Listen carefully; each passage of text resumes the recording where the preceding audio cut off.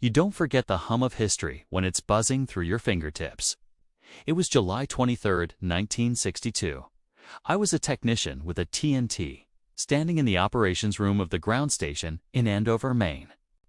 Telstar, the new communications satellite we launch, just weeks earlier, was about to make something happen that no human being had ever seen. Live television broadcast across the Atlantic Ocean.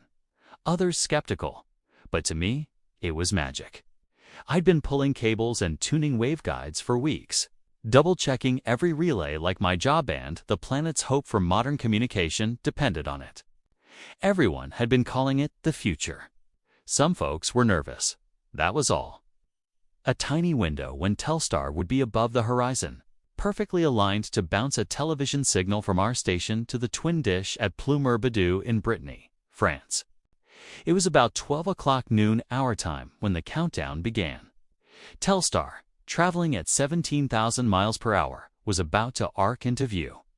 We had 20 minutes. We had a camera trained on Walter Cronkite in New York and another on President Kennedy.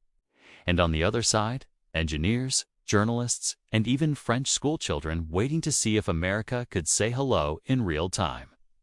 Then came the face of a man 3,000 miles away in Paris waving. Because I knew nothing would ever be the same.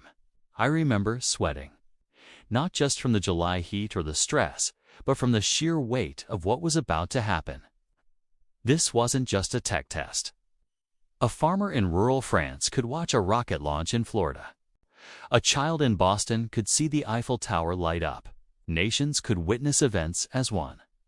The moment had passed, but the future had arrived. Signal locked, one of my teammates called out. But that day, I helped turn science fiction into real life. A hush fell across the room. The whir of the computers, the tick of the clock, everything sounded louder. We flipped the switch.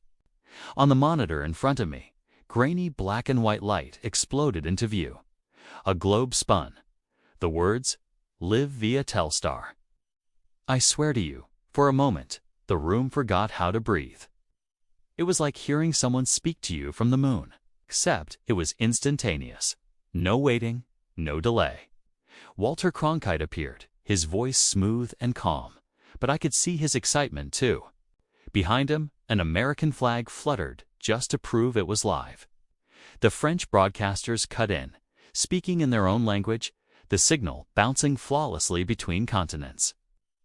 We all clapped, cheered, hugged. Some people cried.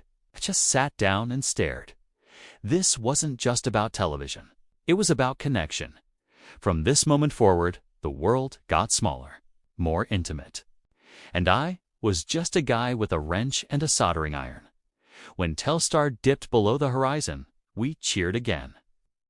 And it had a signal strength of 10.7 gigahertz.